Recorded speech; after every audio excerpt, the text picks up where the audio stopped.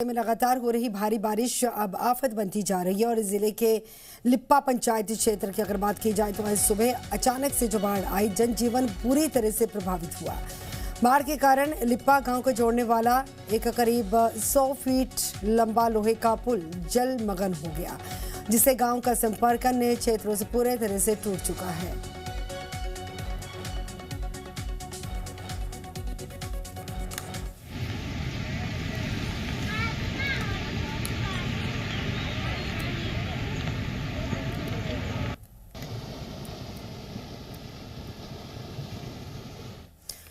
हिमाचल में आध्यात्मिक, सांस्कृतिक एवं विरासत पर्यटन को नई दिशा देने के मकसद के साथ धर्मशाला में दर्शन। हिमाचल प्रदेश में आध्यात्मिक, सांस्कृतिक एवं विरासत पर्यटन पर राउंड टेबल का आयोजन किया गया। कांग्रेस कार्यक्रम में हिमाचल प्रदेश पर्यटन विकास निगम के अध्यक्ष RS बाली ने मुख्य अतिथि के रूप में हिस्सा लिया। RS बाली ने कहा कि इस पहल का मकसद हिमाचल प्रदेश को आध्यात्मिक, सांस्कृतिक एवं विरासत पर्यटन के क्षेत्र में राष्ट्रीय और अंतर्राष्ट्रीय स्तर पर एक विशिष्ट पहचान दिलाना है। उन्होंने कहा है कि इस चर्चा से प्राप्त सुझाव प्रदेश में पर्यटन के समग्र एवं दीर्घकालीन विकास की रणनीति तैयार करने में सहायक साबित होंगे।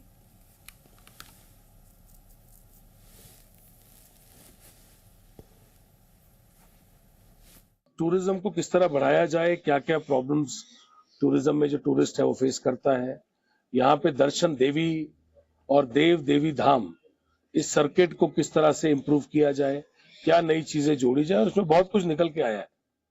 आज जो इनिशिएटिव्स हैं गवर्नमेंट के वो भी निकल के आए हैं। बहुत से इनिशिएटिव जो मंदिर के साथ चल रहे हैं, जिसके अंदर एक बड़ा दिलचस्प इनिशिएटिव जो कांगड़ा जिले के अंदर बड़े स्तर पे चल रहा है, वो वॉलंटियर्स को तैयार करने का है।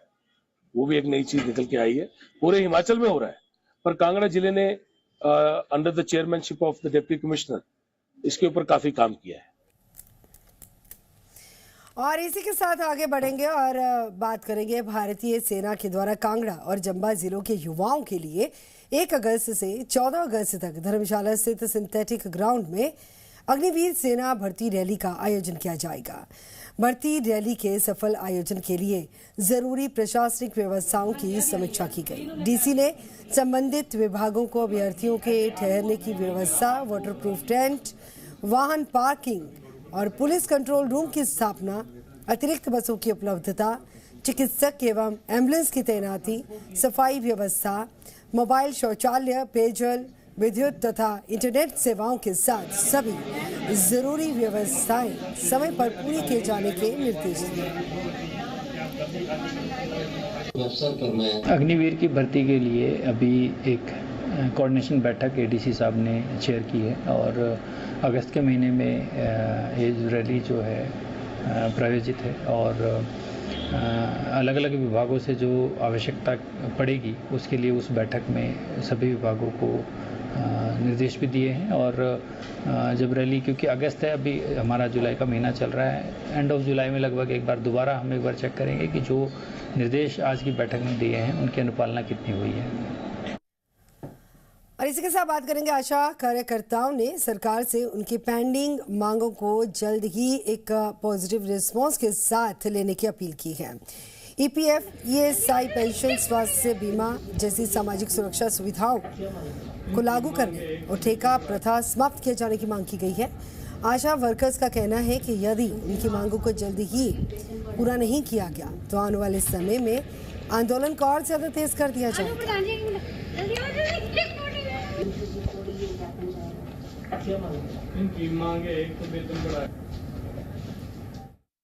ना तो हमारी जो प्रदेश सरकार है वो भी हम आशाओं को हल्के में ले रही है। हमारा जितना काम है, आज दिन जब से हमें 10, 11, 12 साल हो गए आशाओं लगे हुए, तो मातृ दर और शिशु दर की मृत्यु दर जो है बहुत कम हुई है। हम आशाओं के जब से लगी है तो हम दिन रात मेहनत करते हैं। तो हमारी जो है मुख्य मांगे थी 15 मांगे हमने जो है ADC के माध्यम से केंद्र सरकार को भी, हिमाचल सरकार को भी, अपने स्वास्थ्य मंत्री को भी आज जो है आशा बहनों के माध्यम से दी है। तो हम चाहते हैं कि हमारा जो है जितना हमारा काम है, दिन रात आशा वर्करें जो है दिन रात सेवाएं दे रही है, तो हम चाहते हैं कि केंद्र सरकार भी, प्रधानमंत्री जी भी हमारी मांगों को, हमारी पीड़ा को समझे और आशाओं को एक न्यूनतम वेतन जो है हमने 36,000 रखा है वो दिया जाए। स्कूल प्रबंधन समिति ने राजकीय प्राथमिक पाठशाला मानी के नए भवन के निर्माण की मांग को लेकर उपायुक्त मंडी के माध्यम से प्रदेश सरकार को ज्ञापन सौंपा। एसएमसी ने यह बताया कि जुलाई 2025 में जो कुदरती आपदा आई थी उसी दौरान इसी का भवन पूरी तरह से क्षतिग्रस्त हो गया था। इसके बाद से प्राथमिक विद्यालय को राजकीय वरिष्ठ माध्यमिक पाठशाला मानी के भवन में अस्थायी रूप से संचालित किया जा रहा है। एसएमसी ने सरकार से ये मांग की है कि प्राथमिक विद्यालय के लिए शीघ्र नए भवन का निर्माण किया जाए ताकि विद्यार्थियों को सुरक्षित और बेहतर शैक्षणिक वातावरण मिल सके। समिति ने चेतावनी दी है कि यदि जल्द ही उचित कदम नहीं उठाए गए तो क्षेत्र के लोगों को आंदोलन का रास्ता अपनाने के लिए मजबूर होना पड़ेगा।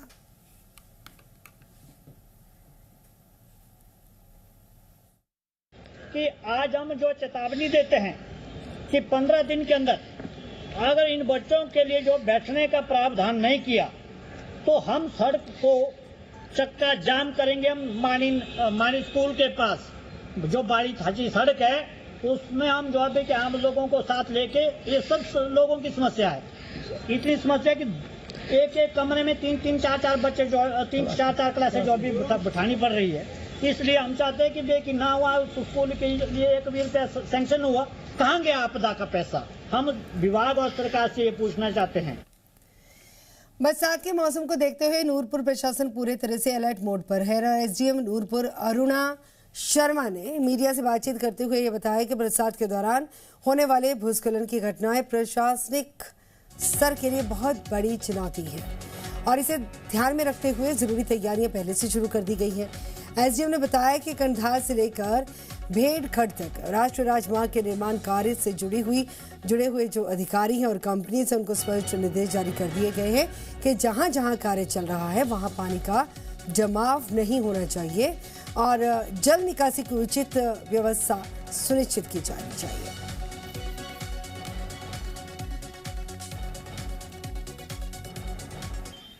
नालियों के लिए बेसिकली हमारा जो कंडवाल से लेके भेड़खड़ तक का जो एरिया है एनएच का है, उनको पहले ही एनएच जो अथॉरिटीज है उनको पहले ही निर्देश दे दिए गए हैं जो कंपनी काम कर रही है कि जो भी आपके ड्रेनेज है टोटल अलोंग द रोड्स या जहाँ कंस्ट्रक्शन वर्क चला हुआ है वहाँ पे जो है वो पानी नहीं रुकना चाहिए और कुछ हद तक जो है वो काफी एरिया क्लियर भी कर दिए गए हैं और कुछ बीच में जो पॉइंट्स हैं वो उन पे भी अभी मैं खुद भी नजर रख रहा हूँ, वो भी ड्यू कोर्स ऑफ टाइम में थोड़ी समय में वो भी क्लियर कर दी जाएगी।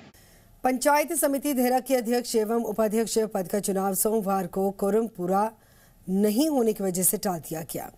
यह भी बता दें कि चुनाव प्रक्रिया के लिए कुल 23 निर्वाचित सदस्यों में से कम 16 सदस्यों की उपस्थिति जरूरी होती है, लेकिन बैठक में केवल 15 मेंबर ही पहुंच सके। तो जरूरी संख्या पूरी नहीं होने पर प्रशासन ने चुनाव प्रक्रिया को स्थगित कर दिया। उधर बीजेपी के नेता और पूर्व विधायक होशियार सिंह ने चुनाव टलने के लिए प्रदेश सरकार पर गंभीर इल्जाम लगाए।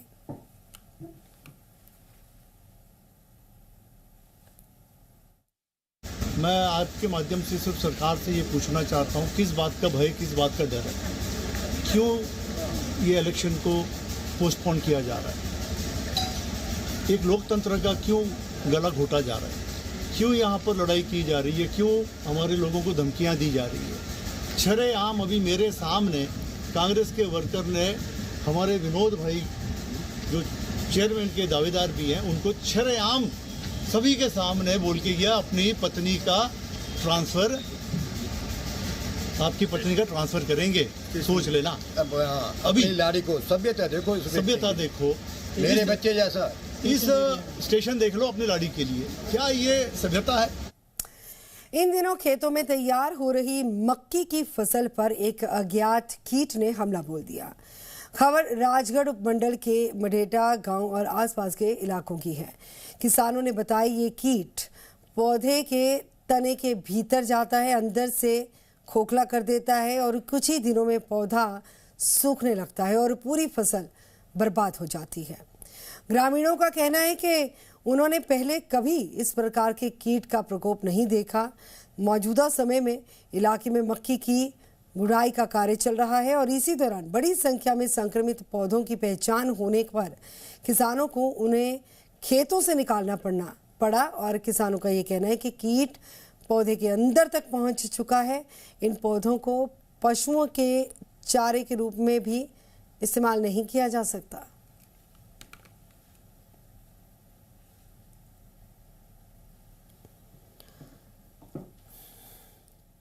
यहाँ पे 99% मक्खियों में बीमारी ही है और ये पहली हमारे ज़िंदगी में पहली दफ़ा सी बीमारी है। इसमें कौन सा कीड़ा है, पूरी मक्खी ख़त्म होगी। अगर हम इस पौधे को पशुओं को खिलाते हैं तो पशुओं के लिए भी जान का खतरा है। और जो ये बीमारी है, इस बीमारी में जो कीड़ा है इसका कोई पता नहीं लग रहा कि कौन सा कीड़ा है कि क्या है।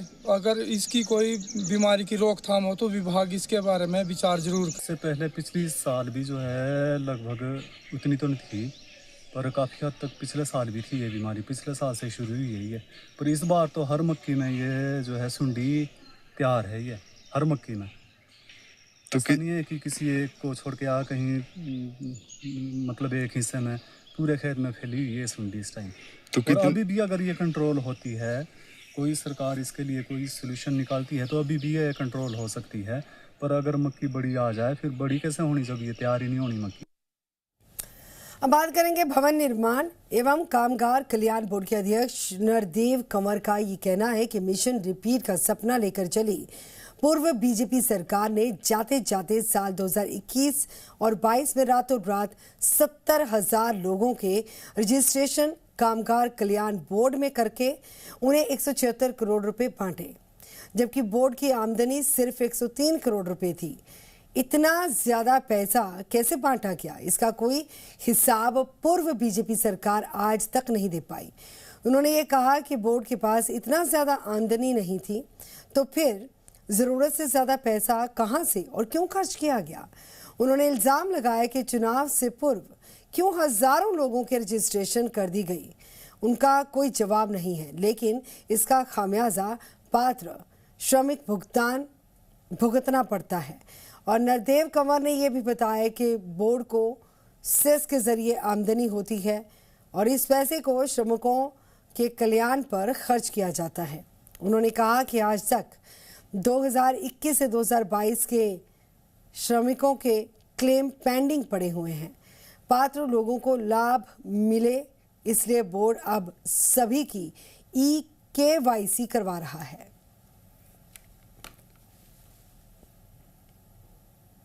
दो 2021-22 के अंदर 6 महीने के अंदर रातों रात 70,000 रजिस्ट्रेशन कर दी और 70,000 रजिस्ट्रेशन करवाने के बाद आचार संहिता लगने से पहले उन्होंने बोर्ड का 176 करोड़ रुपया जो वो बांट दिया। और उसी टाइम के अभी आप बाहर इनकी जो लीडर हैं वो खुद कह रहे हैं कि हमारे 21 और 22 के क्लेम पेंडिंग हैं। तो वो क्यों पेंडिंग है? आप खुद समझदार हैं कि 70,000 लोगों को जब 176 करोड़ रुपया जा चुका है, जबकि उस टाइम बोर्ड की इनकम जो है, जो हमें सेस आता है 103 करोड़ के लगभग है, तो 176 करोड़ कैसे बांट दिया गया? सिरमौर के कमराव तिलौरधार ब्लॉक में जो हुआ उसने सभी को चौंका कर रख दिया। रात को जिस नेता ने बीजेपी का दामन थामा, सुबह वो कांग्रेस के टिकट पर अध्यक्ष बन गई।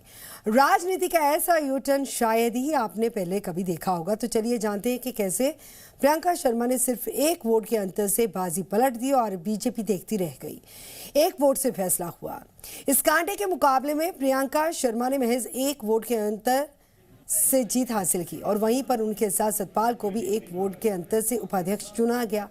कांग्रेस का ग्राफ बढ़ा है। इस हाई वोल्टेज ड्रामे के बाद आखिरकार कांग्रेस बीजेपी को पछाड़ने में कामयाब रही और सिरमौर की इस सीट पर अपना परचम लहरा दिया।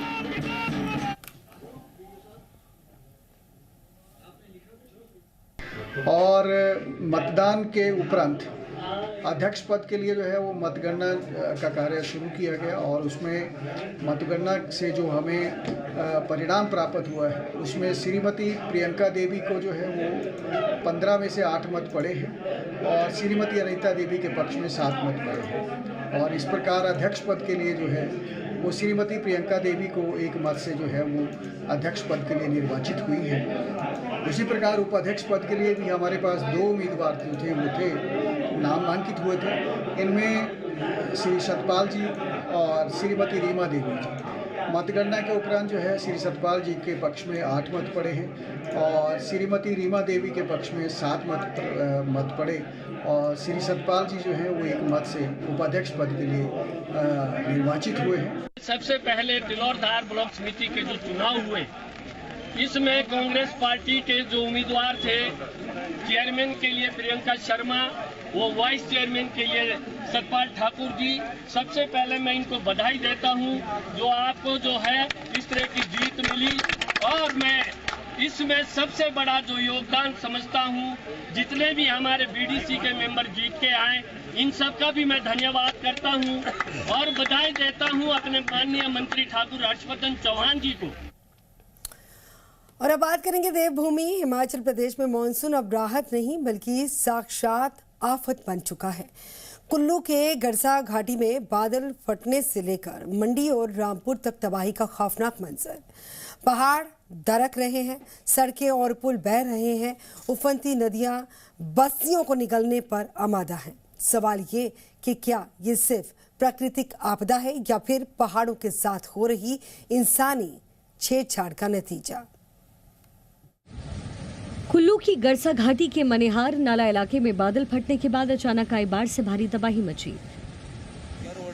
देखते देखते गरसा नदी ने विकराल रूप धारण कर लिया और तेज बहाव अपने साथ मलबा और चट्टानें बहा कर ले गया। आसपास के इलाकों में दहशत का माहौल है। वो तबाही पानी भाई, तबाही जबरदस्त जबरदस्त पानी भाई, जबरदस्त। वो रोड में आ गया पानी भाई, बुरे हाल है, बुरे हाल है। ओ भयंकर पानी भाई। तबाही सिर्फ कुल्लू तक सीमित नहीं है। रामपुर की गानवी गढ़ में अचानक आई फ्लैश फ्लड की वजह से एक अस्थायी पुल ताश के पत्तों की तरह रह गया। चारों तरफ सिर्फ पानी का शोर और बर्बादी का मंजर है। वहीं मंडी जिले के पराशर रूट पर चलती रोडवेज बस पर पहाड़ से अचानक भारी पत्थर आ गिरा जिससे एक यात्री घायल हुआ। ये पत्थर आया ऊपर से कान से थोड़ा पीछे और एक सवारी को थोड़ी सी चोट लगी है। रात की बात ये रही कि बड़ा हादसा टल गया। पहाड़ों पर सफर अब जानलेवा साबित हो रहा है। मौसम विभाग ने अगले कुछ दिनों के लिए अलर्ट जारी किया। ऐसे में लोगों से नदी नालों और भूस्खलन संभावित इलाकों से दूर रहने की अपील की गई। और अपनी स्क्रीन पर अब आप देखेंगे कि कैसे पूरे का पूरा एक पहाड़ ताश के पत्तों की तरह भरभरा कर नीचे आया। उत्तराखंड के टिहरी गढ़वाल के कद्दू खाल से कैमरे में कैद हुआ ये लाइव लैंडस्लाइड का वीडियो सोशल मीडिया पर रोंगटे खड़े कर रहा है। गनीमत रही के वक्त रहते प्रशासन ने बड़ा फैसला ले लिया, वरना आज उत्तराखंड में एक बहुत बड़ा मातम छा जाता। टिहरी गढ़वाल की कद्दू खाल में नेशनल हाईवे 707A के किनारे अचानक पहाड़ का बड़ा हिस्सा भरभरा कर नीचे आ गया। लैंडस्लाइड की चपेट में आकर एक पुरानी खाली इमारत क्षतिग्रस्त हो गई, जबकि पहाड़ी से नीचे आता मलबा कैमरे में कैद हुआ। बताया जा रहा है एक निजी होटल के लिए की जा रही खुदाई की वजह से यह हादसा हुआ। हालांकि प्रशासन ने सूझबूझ दिखाते हुए खतरे की जद में आए 2 रेस्टोरेंट, खोखे और मजदूरों की झुग्गियों को पहले ही खाली करा लिया था, जिससे एक बड़ा हादसा टल गया। उधर उत्तरकाशी में आफत की बारिश जारी है। मलबे के कारण गंगोत्री और यमुनोत्री नेशनल हाईवे पूरी तरीके से ठप हो गए। प्रशासन की टीमें मार्ग खोलने में जुटी हुई हैं। लोगों से अपील की जा रही है कि मौसम और सड़कों की सटीक जानकारी लेकर ही यात्रा शुरू करें और प्रशासन के निर्देशों का पालन करें। उत्तराखंड में मानसून का कहर अब जानलेवा साबित हो रहा है और चमोली के पहाड़ों से लेकर हरिद्वार के मैदानों तक सिर्फ और सिर्फ हाहाकार मचा है। बद्रीनाथ हाईवे पूरे तरह से ठप हो चुका है।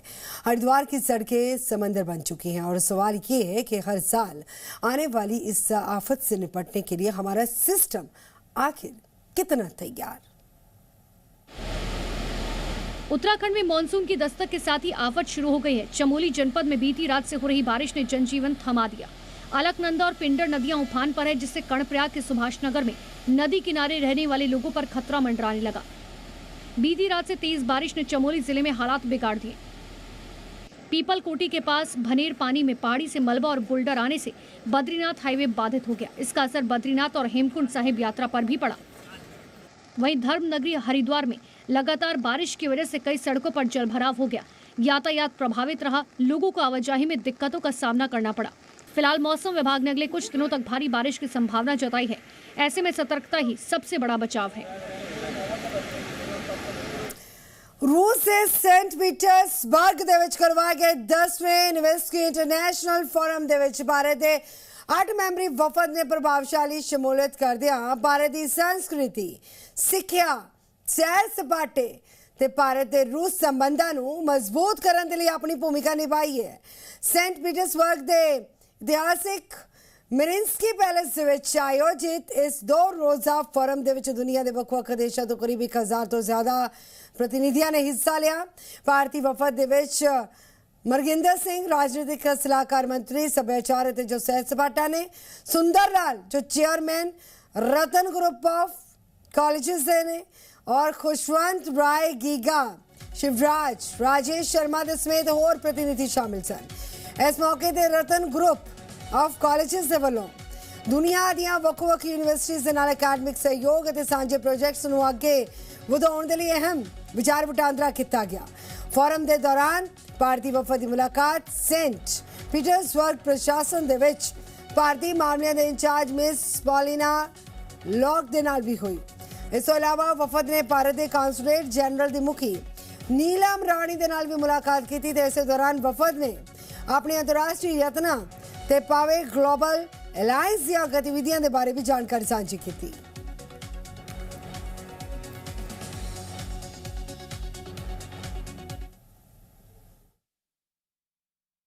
सर सानू एक ना सेंटर सरकार ने 8 बंदे का वफद भेजा है सेंट पीटरसबर्ग एक सैर सपाटे बारे, एक साढ़े एजुकेशन बारे। असी रतन कॉलेज बारे मतलब कि होर ਵੱਖ-ਵੱਖ यूनिवर्सिटियां के बहुत लोग सरकारी यूनिवर्सिटियां भी आई हुई, बहुत यूनिवर्सिटियां के आपस MOU होए। साडा भी अरमानिया यूनिवर्सिटी नाल होया AI कोर्स का। AI course BA BCom BCA PG DCA मतलब कि IT कोर्सां दे नाल संबंधित है, नर्सिंग नाल नहीं है। इहदा बड़ा फायदा होएगा इंडिया जिद्दां AI ਦੇ ਅਸੀਂ ਬੋਲਿਆ ਉਹ ਨਾਲ ਕੇ ਨਾਲ ਟੈਪ ਹੋ ਜਾਂਦਾ, ਹੋਰ ਹੁੰਦਾ। ਉਹਨਾਂ ਦੇ ਬੱਚੇ ਤੇ ਟੀਚਰ ਸਾਡੇ ਰਤਨ ਨਰਸਿੰਗ ਕਾਲਜ 'ਚ ਇੱਥੇ ਆਣਗੇ, ਸਾਡੇ ਟੀਚਰਾਂ ਨੂੰ ਤਿਆਰ ਕਰਨਗੇ, ਉਹਨਾਂ ਨੂੰ ਪੜ੍ਹਾਉਣਗੇ, ਦੱਸਣਗੇ। ਉਹਨਾਂ ਦੇ ਫਿਰ ਸਾਡੇ ਟੀਚਰ ਉੱਧਰ ਜਾਣਗੇ 5 ਤੇ 4 ਦਿਨ। ਮਤਲਬ ਕਿ ਸੈਂਟਰ ਗੌਰਮੈਂਟ ਚਾਹ ਰਹੀ ਹੈ ਵੀ ਰਸ਼ੀਆ ਨਾਲ ਆਪਣੇ ਜਿਹੜੇ ਤਾਲੁਕਾਤ ਹੈ ਅੱਛੇ ਬਣ, ਆਣਾ ਜਾਣਾ ਖੁੱਲੇ, ਹੋਰ ਵੀ ਅੱਛਾ ਬਣੇ। ਅੱਛਾ ਹੈਗਾ ਪਹਿਲਾਂ ਵੀ, ਹੋਰ ਅੱਛਾ ਬਣੇ। ਇਸ ਕਰਕੇ ਸਾਨੂੰ ਭੇਜਿਆ 8 ਦਾ। ਸਾਨੂੰ ਅਸੀਂ ਇਹਨਾਂ ਨੇ ਪਹਿਲਾਂ ਵੀ ਭੇਜਿਆ ਸੀਗਾ, ਸਾਨੂੰ पिछले साल भी भेजा सीगा।